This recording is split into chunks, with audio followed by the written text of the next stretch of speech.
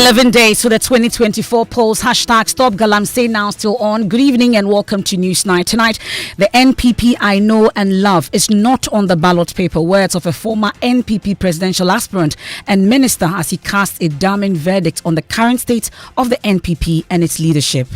My real party is not on the ballot sheet. The NPP is fragmented, decimated, disunited. There's no cohesion, and I really don't feel that I'm part of it.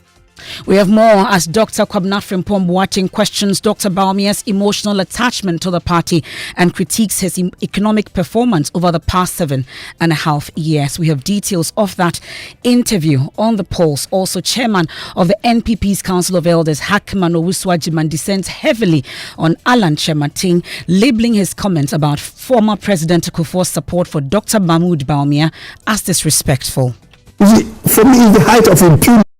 You ask, what has Bawumia done?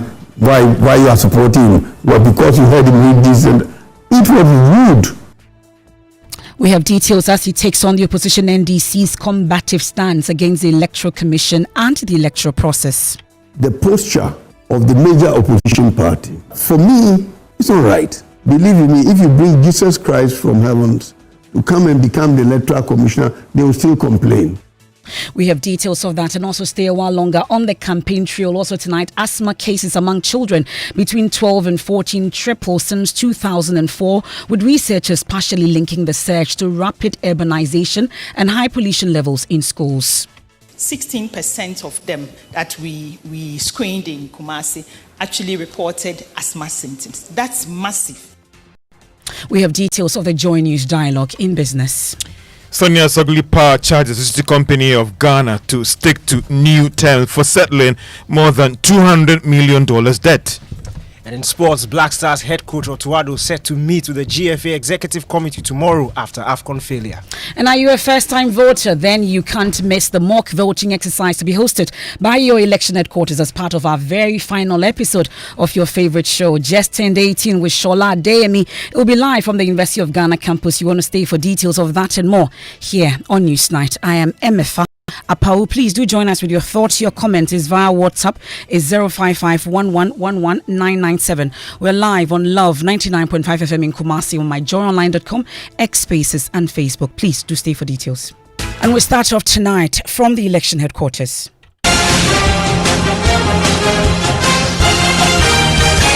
Election Headquarters is brought to you by Petrosol Platinum Energy, Energizing Dreams, Chopbox Technology, a convenient service, German Ozone Medical Center, Alternative Therapy, Dental, Wellness and Beauty, the Chartered Institute of Management Accountants (CIMA), and the American Institute of Certified Public Accountants (AICPA), together as the Association of International Certified Professional Accountants. Youth Bridge Foundation, bridging the gaps for positive youth development. Syntex Tanks, Air Strong, Air Tough, Potential Real Estate, your trusted partner in real estate. Deluxe Paint, Paint Mu Champion. And tonight, a staunch member of the New Patriotic Party, in fact, a one-time presidential aspirant and former Minister of Environment, Professor Frimpong Boateng, has been speaking and has strongly criticized the current state of the NPP, describing it as disunited and fragmented, far removed from the party he once knew. According to Professor Frimpong Boateng, he no longer feels a connection to the NPP, especially after 4 party members named in his report for violating environmental laws took legal action against him. He further emphasized that the NPP he was once proud to be part of upheld the principles of the rule of law and separation of powers, values he believes are no longer reflected in the current leadership. Professor Frimpong Boateng spoke in an exclusive interview with Super Morning Show host Kojo Yankson.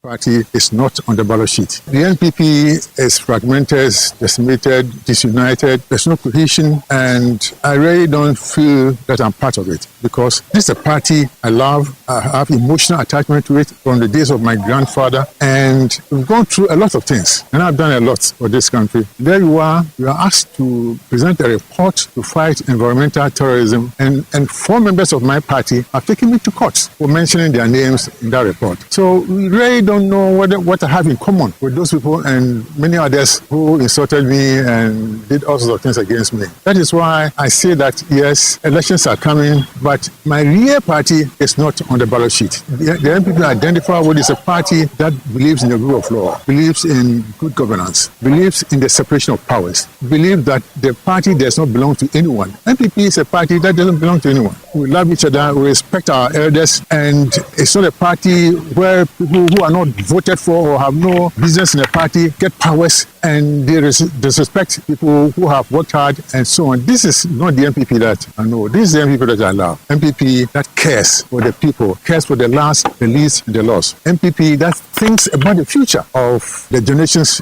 to come, our children, our grandchildren, and their children's children. It should be a party that gives hope to people. But these days, you meet young people and they don't see their future in this country. And certain things, as I keep on saying, good institutions are difficult to build, easy to destroy, and impossible to restore. Then the issue of corruption, is something that worries me. This is not the NPP that President Kufuor left us. Well, that's not all. He's also questioned the emotional attachment of the party's flag bearer, Dr. Mahmoud Bawumia, to the party, revealing that many party stalwarts, including former President Jacob Kufuor, had objected to Dr. Bawumia's selection as running mate candidate Akufo-Addo. According to Professor Frimpong Boateng, Dr. Bawumia, who has been hailed as an economic wizkid, has failed to meet the economic expectations of many.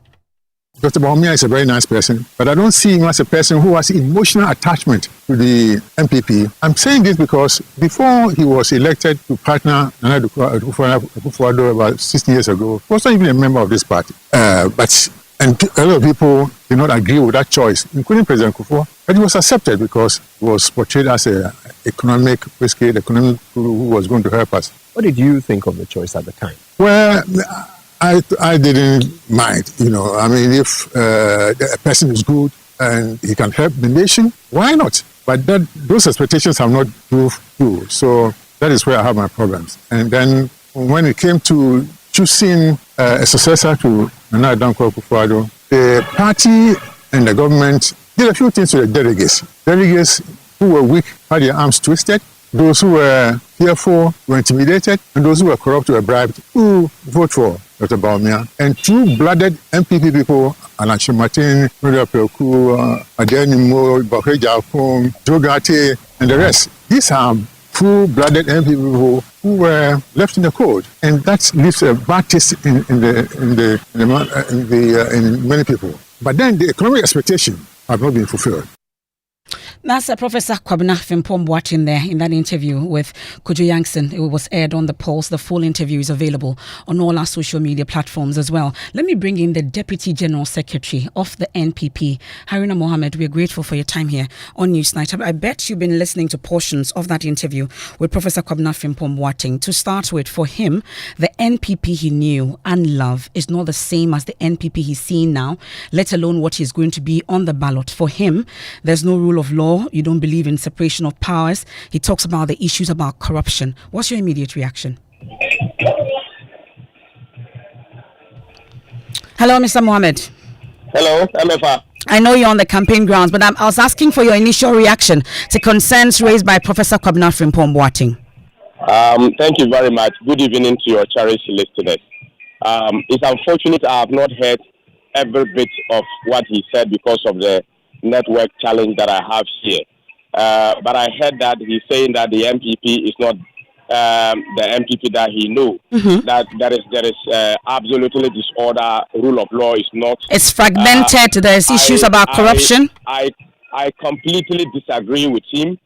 The constitution of the New Patriotic Party is very clear.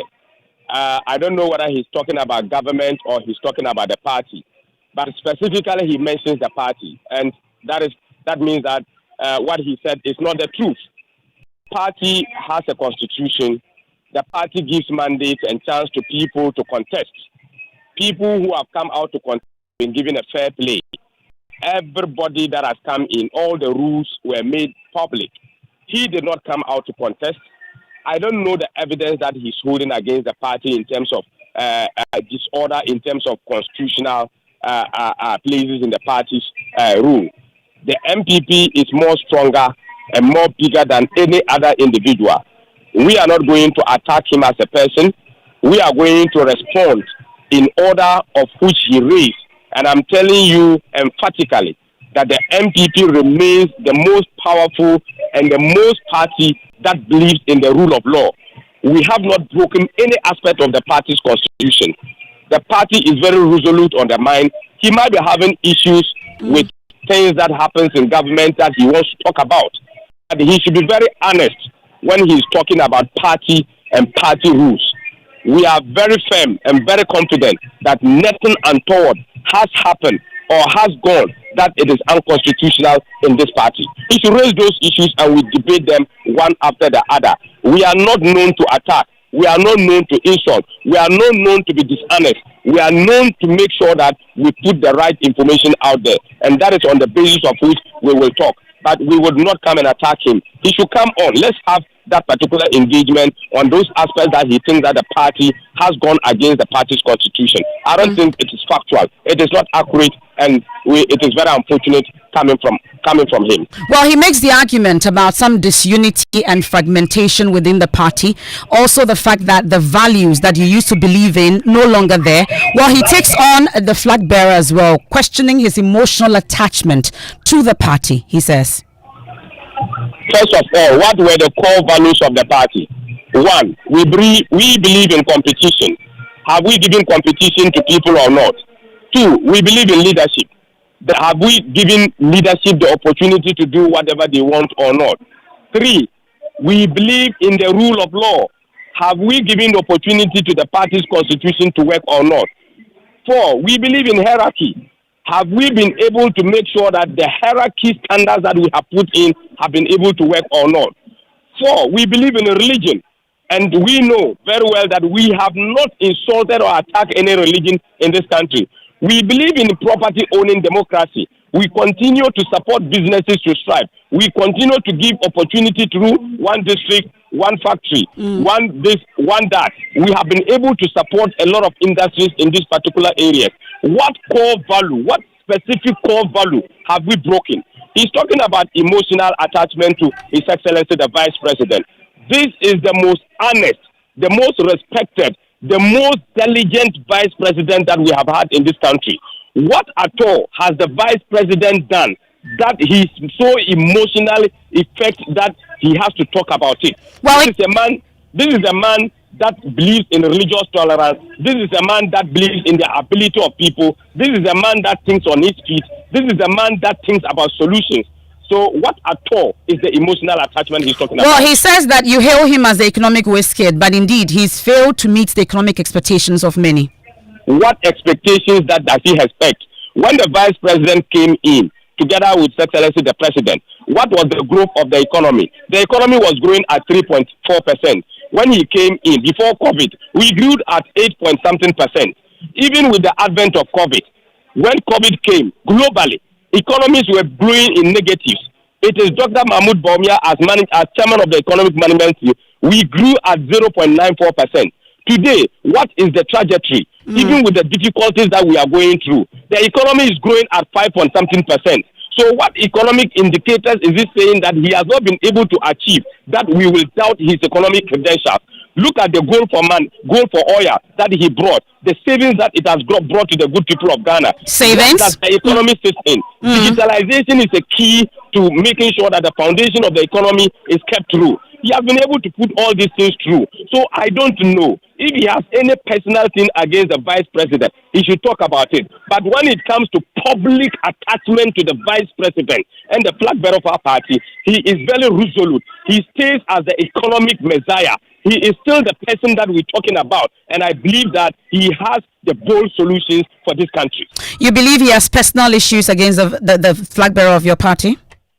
Because issues that he's raising, he's talking generally. What key issue about the economy is he saying that he's a messiah and he's not able to do? What key thing? That's one thing. The city, for instance. The city, for instance. The city. Look at what is happening to the dollar and the city. Look at the performance of the economy. Look at how we use the gold for oil to hold the performance of the city. the CD has always been a challenge to every economy. But Dr. Bawumia is thinking outside the box to ensure that we are able to stay through and make sure that this thing is done and done properly. Okay. So he has done his part when it comes to the forex aspect. He has done his part when it comes to the macroeconomic stability. He has done his part when it comes to the microeconomic stability. So he has done what he has to do. And I believe that if Ghana did not have Dr. Mahmoud Bawumia, the economy would have been worse as we have been worse than what was happening under John Mahama's regime. Okay, we'll leave it here for now. And that's Haruna Mohammed, is the Deputy General Secretary of the NPP, obviously on the campaign trail. We'll hit the campaign trail also shortly here on Newsnight, reacting to Professor Kwabena Frimpong Boateng's interview on the polls with Kojo Yankson. Of course, details of that coming up. We have more of that interview. The full interview you can catch on all our social media platforms, also on the JoyNews channel and myjoyonline.com. And we'll stay on the NPP a while longer because the chairman of the NPP's Council of Elders, in a scathing rebuke of Alan Chemating, labelled his comment about former President Kufuor's support for Dr. Mahmoud Bawumia as disrespectful. On PM Express last night, Hackman Owusu-Agyemang, discussing how the NPP will break the eight, did not hold back when reacting to the one-time presidential choice of former President Kufuor in 2007. Mr. Hackman says Alan Chemating's comment was simply rude. What President Kufuor has done for Mr. Chemating, I don't think he's done it for anybody in this party. And what's important, and I don't think it is Chemating who sort of says 70% of what President Kufuor had to do came from him. Where was he? I can tell you, as foreign minister, he was my ambassador to Washington. And one of the biggest things we did was the HIPIC, if you remember HIPIC. Yes. Highly indebted poor countries. And when we're taking that decision, the people who were there was President Kufuor, J.H. Mensah, Osaf Mafu, and myself, and then Baroness Amos and Baroness Chalker from UK, and the British ambassador in the house. And that is when President Kufuor, and nobody else, it was President Kufuor who decided we shall take the HIPIC one, it will yield result. And it did yield result. And so if you sit in Washington and say that I gave him the idea, I can't see it. And so some of these things I can go on and on, because when I came from the UN, my commitment was to the party. I did nothing but the party. The constitution was written in my house. Our first manifesto was written in my house. My house was the meeting, and then every 2 weeks we went to Mr. Kreku's house for the meeting. I did nothing but work for the party without getting bought in. So if he had done this, and at that time, you see, for example, at that time I thought I had the capacity to be president. But now I don't have the capacity. You see, for me, it's the height of impunity to ask what has Bawumia done, why you are supporting him. Well, because you heard him read this, and it was rude. That's the NPP's Council of Elders, the chairman of the Council of Elders there, Hackman Owusu-Agyemang, speaking to Evans Mensah on PM Express. We'll hear more from him, but let's take a quick reactions from the Movement for Change. And thankfully, the spokesperson for the Movement for Change, Courage Nobi, joins us on the line. Thank you so much for your time here on Newsnight, Mr. Nobi. So in hindsight and upon sober reflections, though, would you say that your candidate will have a change of mind or a change of thought in terms of its utterances after former President Kufuor spoke? Much, MFA, and good evening to the listeners. Honorable Alan Chemating never would have a change of mind or a change of thought for speaking truth. Indeed, nobody worth a sword should have a change of mind or thought when he has spoken the truth. What is of importance to us of the Movement for Change is that when the Honorable Hackman asked and says that it is the height of impunity for Alan Chemating to ask what Alhaji Bawumia has done, it is saying that it is impunity for him to ask why pensioners today do not have access to their funds. It is impunity for him to ask why unemployment is 14.8%. It is impunity for him to ask why he has run away from managing the currency, and today our currency is junk. That it is impunity that many young people are being pushed into unbearable hardship due to unemployment, and so a question should not be asked of that.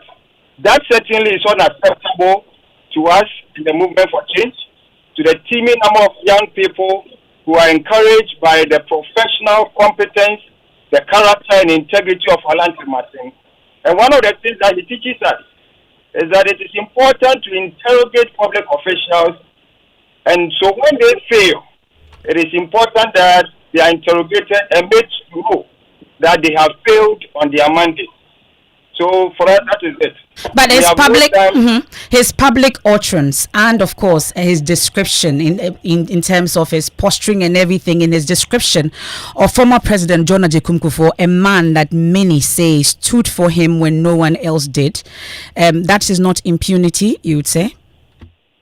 Certainly not. The question that he asks is his disappointment as to why the former president has put himself on the table of ridicule before the thousands of Ghanaians who are suffering due to all that I enumerated earlier, and for the former president to ask them to vote for the very person responsible for their suffering, which has made a lot of young people, particularly on social media, ridicule the former president. So all Martin's concern is that a towering figure of the nature of President Kufuor should not allow himself to be waded into such an arena where his reputation will be doused by the concerns, legitimate concerns of Ghanaians, particularly the unemployed, the pensioners who don't have access to their funds, investors who have lost their money, businesses which have closed down, and even many of our young ladies who are being pushed into extreme behaviors that we cannot mention on air as a result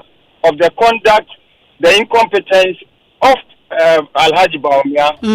That is why he cannot regret saying what is on the heartbeat of many Ghanaians, including myself. He stands by the comments. Thank you so much. And that's Courage Nobi there, a spokesperson for Movement for Change. Then their immediate reaction to the comments made by Mr. Hackman Owusu-Agyeman. Well, he's also criticized the opposition NDC for its combative stance against the electoral process. For him, the NDC stance exposes deep cracks in the nation's political institutions. The posture of the major opposition party, the posture for me is not right, because it will seem as if that they assume that they have already won the elections and that if they don't win, then something has happened. Believe me, if you bring Jesus Christ from heavens to come and become the electoral commissioner, they will still complain. And these complaints, it's not helping anybody. And these threats and what have you, not helping nobody. And this has permeated the society to the extent that even at our legislative organization, i.e. in Parliament, things are not working the way we expect it to work. And they owe it to us in Parliament. The people, it's not their property. It's not the property of the Speaker. It's the property of the people of Ghana. And so they must listen to us and move on. But it's not, sometimes in my quiet moment, I feel like crying. That's Hackman Owusu-Agyeman. He also mentions that despite the economic challenges, he's confident the Ghanaians will vote for the NPP. Yes, people will have to look at their bottom, but bottom line, if this nation is moving forward, and indeed it is moving forward, then people must also recognize the fact that there are difficulties in a situation, in any human institution, in any human organization. There will be difficulties, there will be up and downs. It's not always a pedestrian which goes without a bit of a dip. And this is a little bit of a dip, but I believe that when you sum up the totality of everything, you will find that even if NPP. I'll take brief comments, especially on the combative stance that he describes the NDC's position when it comes to the electoral process. He says they've taken a deliberate combative stance against the Electoral Commission and the process, and that even if Jesus was made the Electoral Commissioner, they will still have concerns with him. Mustafa Gbande is a Deputy General Secretary. We'll take brief reactions from him. Thank you so much for joining us here on Newsnight, Mr. Gbande. So it does appear that it's a deliberate move by the NDC to actually intimidate the EC into giving in to whatever it is that the NDC wants. Is that the case? Thank you very much, my friend. Good evening to our cherished listeners. First of all, the NDC believes that in a democratic state, let the systems work. And if the systems work, it gives a plain level field for each and every political party to stand out in terms of what your campaign is. When the NPP was advocating for improved electoral system in 2016, they were not holding the system to ransom. They were not being combative. They were not being aggressive. They were not intimidating the Electoral Commission. It's because they believed that some processes must be enhanced, particularly when you are in opposition. It is believed that you, the one that is in opposition, should advocate for government to straighten the system. It's unfortunate that the senior man sees NDC's position to be an intimidation. Is it intimidation if the Electoral Commission, under their own watch, cannot protect their own machines? Is that the fault of the NDC? That tabulate figures, compound figures, and they are full of errors. Is it the NDC's strategy to intimidate that have influenced the Electoral Commission? That we do an assembly election and EC prints ballot papers that have shot first time in the history of our country? Is it a strategy to intimidate? For me, it's unfounded. And the NDC will still advocate for transparency and credibility of the election to be enhanced. We do not want the Electoral Commission to steal the election 2024 for us.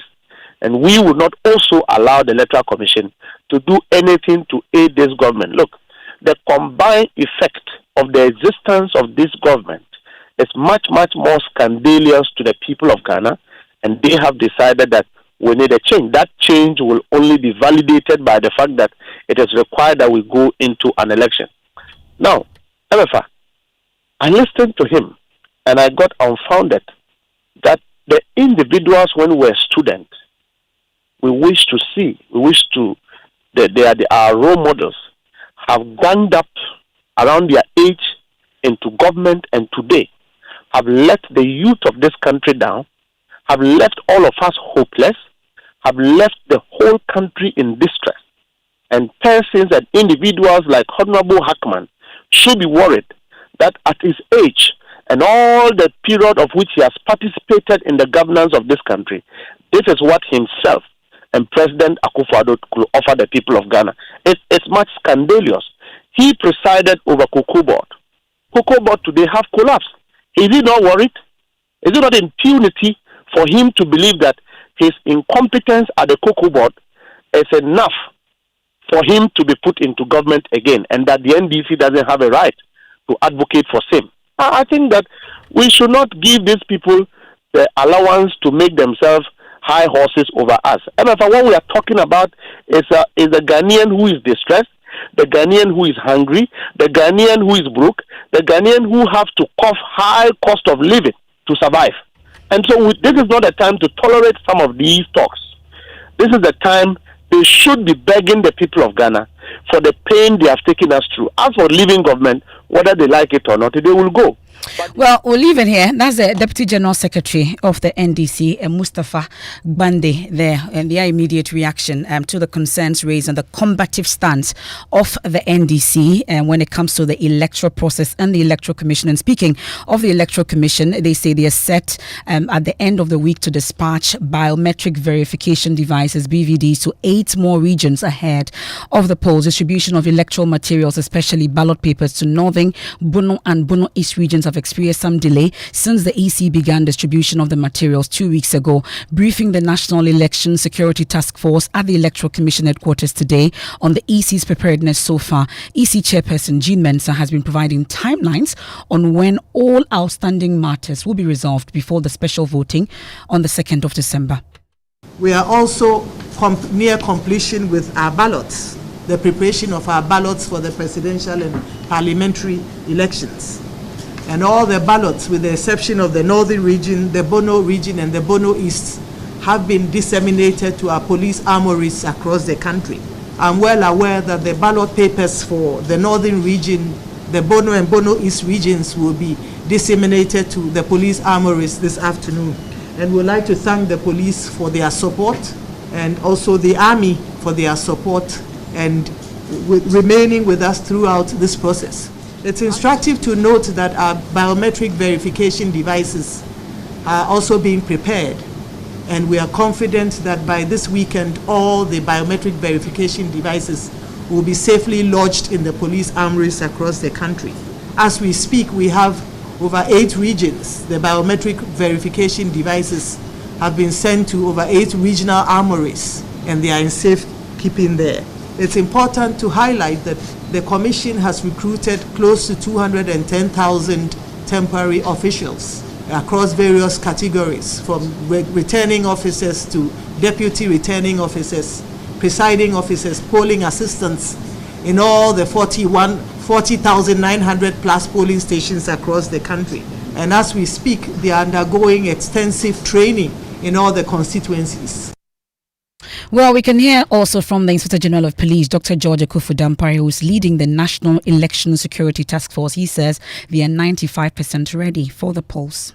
And Chair, you have told us all the work that you have been doing. We are aware of it because we have been working each journey with you.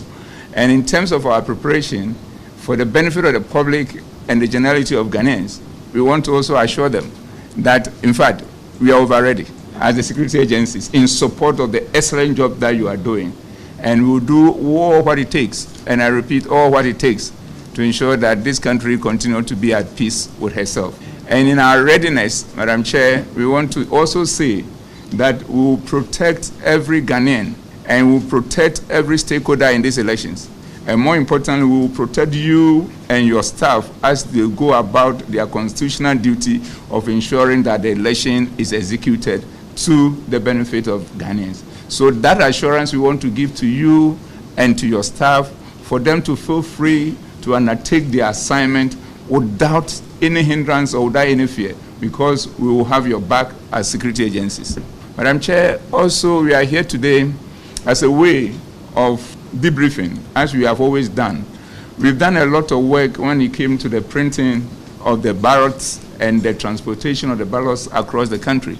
And like you rightly indicated, we are 95% done, and with the BVDs, we are also almost 50% done. And looking at the timetable that we are working with, we are sure that within the shortest possible time, over the next couple of days, we'll be done with all this, and all these facilities and logistics will be in place at where it matters.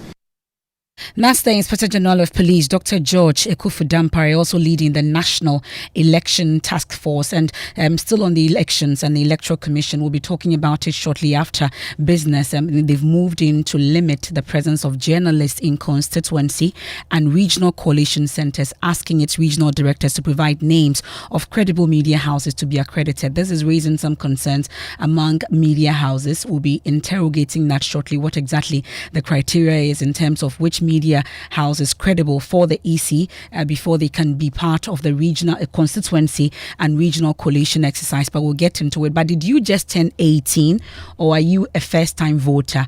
Then you can't miss the mock voting exercise to be hosted by your election headquarters to boost your electoral confidence ahead of the December 7 polls. Well, this will form part of our very final episode of your favorite show, Just Turned 18, with Shola Adeyemi, and it's happening live at the University University of Ghana campus. Well, the producer of tomorrow's program, Emmanuel Jivenu, is with me in the studios. Will tell us a bit more. Exactly what is the objective of this? Let's talk about it. So for the past 6 months, we've been running the Just Turn 18 program, a series dedicated to preparing the first-time voters for this big day on December 7. And tomorrow we wrap it all up with something exciting, a live voting simulation at the Political Science Department of the University of Ghana. We will have about 100 first-time voters go through the voting process, right from verifying their names in the register.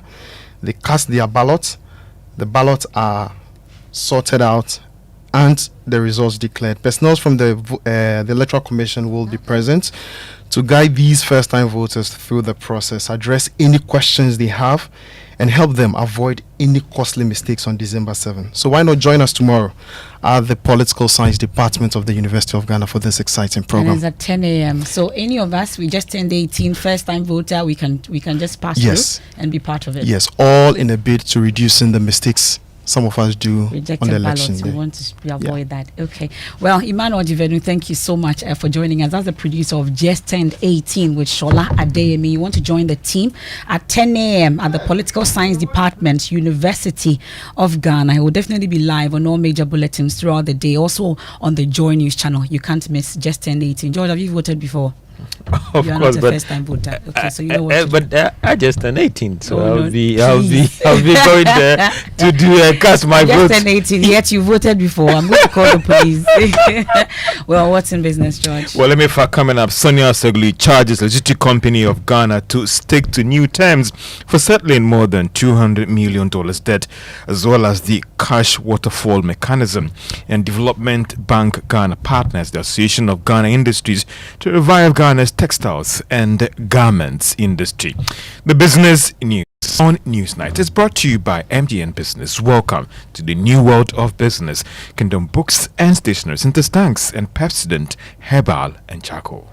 You're welcome back to Business on Newsnight. Now, independent power producer Sonia Sogli is asking the Logistic Company of Ghana to stick to the new terms agreed in clearing their debts. Now, it's coming after the power producer resumed operations following the release of some emergency funds by government. More in this report.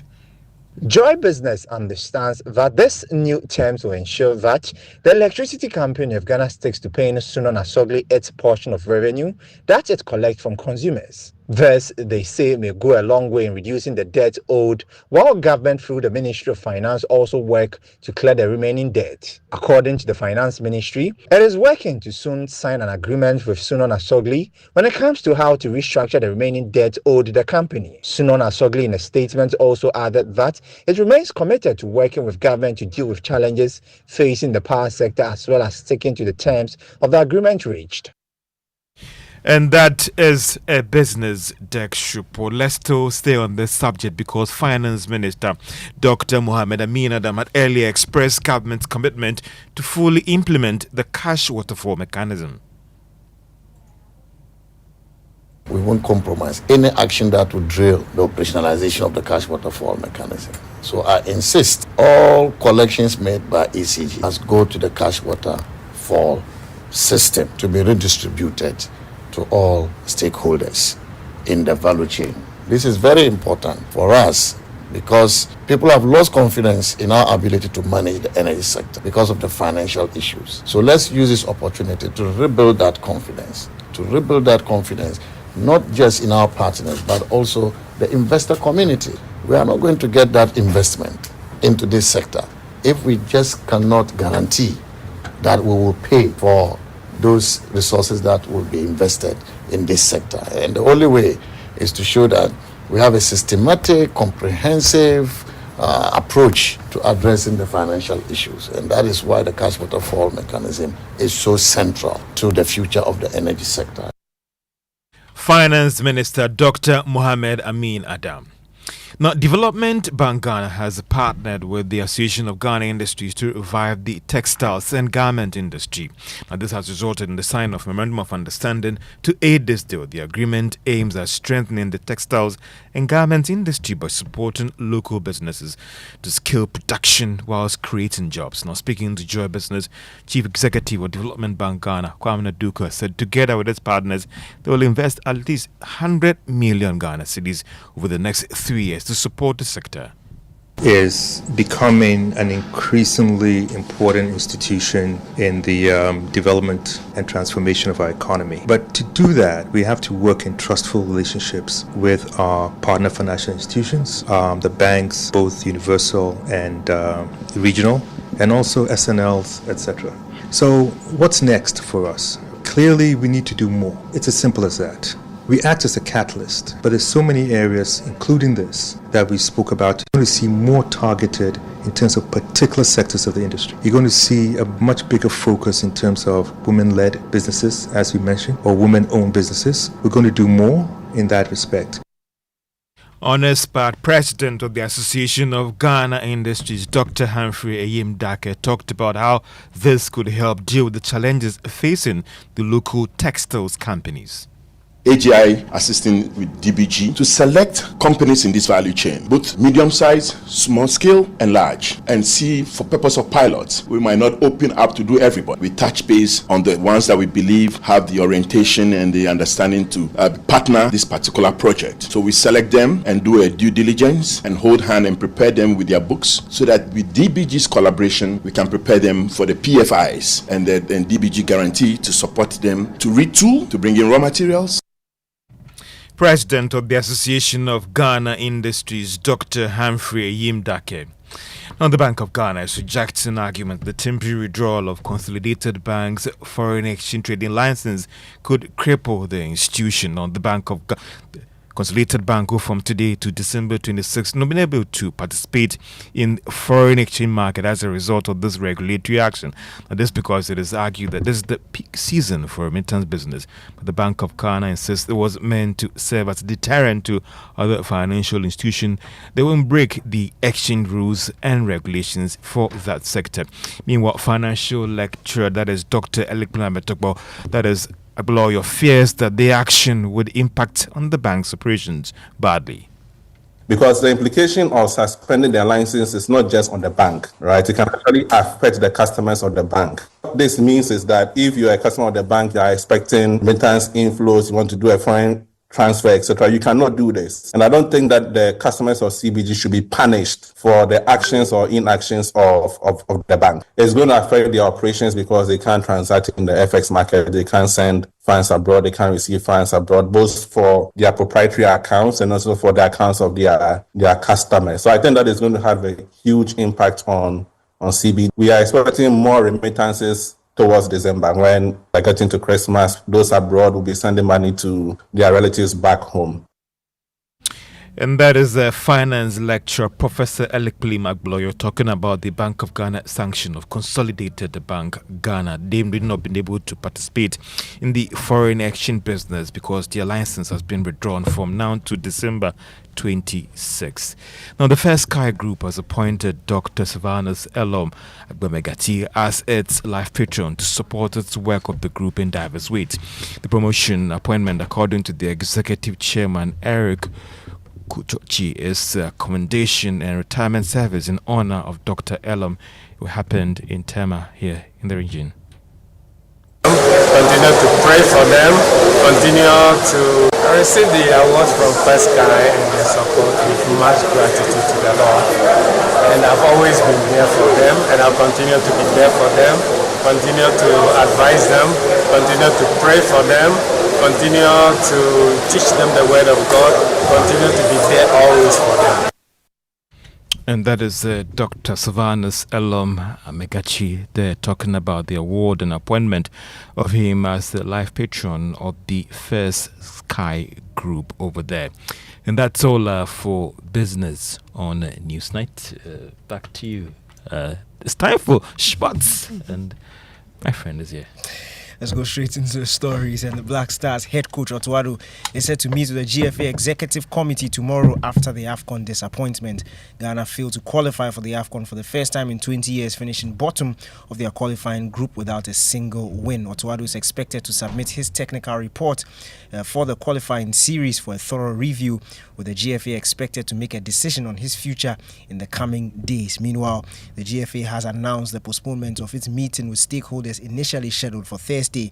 Following consultations with key partners and stakeholders, the FAC became imperative to reschedule the Ghana football retreat to a later date to ensure full and meaningful participation. A new date for the retreat will be announced in due course. In the Champions League, the group stages enters match day 5 today, and our featured commentary game on Hits FM is between Barcelona and Stade Brestois. That's all for sports. Back to you, MFR. Thank you very much, Danny Cranting. Let's do some of your messages that you've sent in via WhatsApp. Musa Batwani Naswase says recalling MPs now is pointless as the NPP has shown bad faith by avoiding government business. With MPs busy campaigning, forming a quorum will be nearly impossible, making this move a needless distraction. He asked the hashtag Newsnight. Samuel says it is interesting when the NPP talks about good economic growth before COVID-19.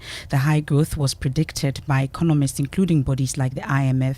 This was due to the hard work done in fixing the fundamentals, such as stable power supply by the John Mahama administration. That's Samuel's message. Charles in Legon says, would Mr. Hackman or Uswajiman have kept quiet if Mr. Rawlings had filled the EC with known party members? They are elderly, so they should, they can't condemn what is happening. Okay, so that's Charles in Legon. Your message. Nana Spintek says, is Afenyo Markin going back to the Supreme Court to get the judges to open parliaments for them? He has himself to blame for where things are currently. They could have done their business regardless of being labelled minority. And this one from Manfred in Tetegu says, what Mr. Frimpong Boateng has said is true. However, they will dispute his views. These guys are seriously intolerant. That's some of your comments that you sent in. I'll hit back the campaign trail shortly, but tonight researchers reveal a sharp rise in asthma cases among children between 12 and 14, partly attributed to rapid urbanization and high pollution levels in schools, many of which remain unpaved and dusty. A study conducted in Kumasi found that pollution levels were slightly lower at home and during commutes compared to schools. Dr. Sandra Kwating Ogusu from the Department of Child Health at KNUST shared the research, revealed 16% of sampled children tested positive for asthma. She's been speaking at the JoyNews Clean Air Dialogue, organized in collaboration with the Clean Air Fund and Breathe Cities. From my background as a respiratory physician, I think increasingly we've been worried about the rising levels of respiratory conditions. I see children with asthma, and we've just released a paper in the Lancet Adolescent Health, a multi-center study, which is showing that for adolescents 12 to 14 years, 16% of them that we screened in Kumasi actually reported asthma symptoms. That's massive because in the last 20 years, we were around 5%. So if we've climbed up to 16%, that is concerning. And we know that children are very vulnerable. And we've educated, so the schools that were involved in our asthma studies, what was also interesting is that when we gave air pollution monitors to the children and we monitored their sources of pollution, for the school that had the highest number of adolescents with asthma, they also had very high levels of pollution, so we could relate. So what we saw is that some of the public schools, for instance, do open burning. When the school children are on the compound, we educated the teachers that if they can liaise with the local authorities, because you would see that in a community, the whole refuse dump is just next door to the school. Can they avoid burning? Well, that's Sandra Kwating Ogusu, doctor from the Department of Child Health at KNUST, sharing those research findings that reveal that 16% of sampled children tested positive for asthma. You need to be careful of the pollution levels in the environment. Very, very important. And that's what we highlighted at the JoyNews Clean Air Dialogue to check on what the political parties have for us when it comes to protecting the environment. Now, let's hit the trail and hear from the candidates. We'll start off from the Western region, where the NDC presidential candidate John Dramani Mahama has dismissed what he describes as NPP propaganda, showing new recruit of the Ghana Police Service that they will not be dismissed if he's elected in December. Maxwell Agbagba joins us on the line. Maxwell, what more can you report?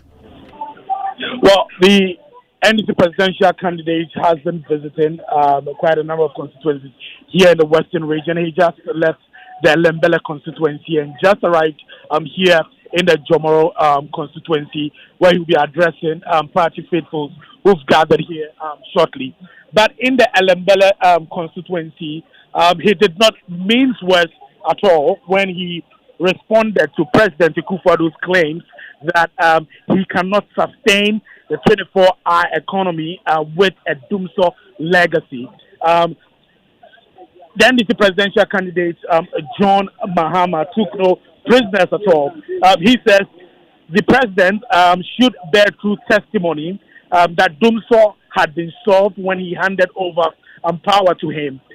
He added some quite very strong words that liars will not go to heaven, and urged the president to focus on preparing his soul for heaven by refraining from telling lies. And a lot of the supporters who had gathered there, cheered him on. He also responded to the NPP's claims that when he comes, if he comes, he's going to cancel the free SHS policy, reiterated his stance that the NDC will never cancel the free senior high school policy, but will rather make it better. Okay. In the Lembele constituency as well, he reiterated his stance about Dr. Kwame Nkrumah being the sole founder of Ghana. Went on for about 5 minutes to make that point, clearly. And he says if NDC is elected into power, they would make sure that Dr. Kwame Nkrumah's legacy is protected. Okay, that's my colleague Maxwell Agbagba there giving us update of the NDC presidential candidate tour of the Western region. Here in the Greater Accra region, the NPP presidential candidate Dr. Mahmoud Bawumia has been busy. He's pledged his commitment to completing the Agenda 111 hospital project within his first year in office if he wins the 2024 elections. He's been speaking during a campaign rally at Abosokai in the Ablekuma Central constituency. We also know that he was earlier in Nsaoma Dwejuri constituency. Kenneth JC is with the team. Will give us a wrap of events for today. What's been happening in the camp of the NPP? You'd say, Ken. The campaign began today at around 8 a.m. It began from the Malamata market in the Ayawaso Central constituency, where the NPP flag bearer and Vice President Mahmoud Bawumia went on a meet and greet tour of the market, and it is simply to woo the female voters in these markets. And then from there, he headed to Nsawam at Wajiri, where he went to the Hebron Prayer Center, where he asked for prayers from the congregants and told them that only God can make him a president, and also urged them to vote for him to continue with the legacies of the NPP, like the free senior high school and the yet to be rolled out free dialysis for all kidney patients. And then he went to the Abosokai, which you mentioned, met with the spare parts dealers, told them that he's going to introduce the flat tax rate for them so that it eases the burden of the financial cost they always have to carry. And then it wrapped up at Circle by meeting commercial drivers and also telling them about the electric vehicles that are yet, to arrive, that have already arrived in this country, and he is yet to outdoor it to ensure fuel efficiency and also minimize the cost of buying fuel-powered buses. So it's been a very long day, but it's coming to an end, and it's going to continue tomorrow. And then on Thursday also, it's in the Ashanti region. Okay, that's my colleague Kenneth Jesse there giving us update on the NPP presidential candidate and Vice President Dr. Mahmoud Bawumia on the campaign trail, ending today's edition of Newsnight here on Joy 99.7 FM, also on Love 99.5 FM in Kumasi, myjoyonline.com. Up next, the geeks are ready. Edwia, what are you doing today? We'll continue our conversation that we started last week, evaluating the political promises that have been made on digitalization. The conversation really went well, and we would like to go in deeper this week. Yeah. Well, we're looking forward to it. We're glued to our radio sets, also on social media. You can't miss the Geek Squad. I am MFR Pau. Have a good evening.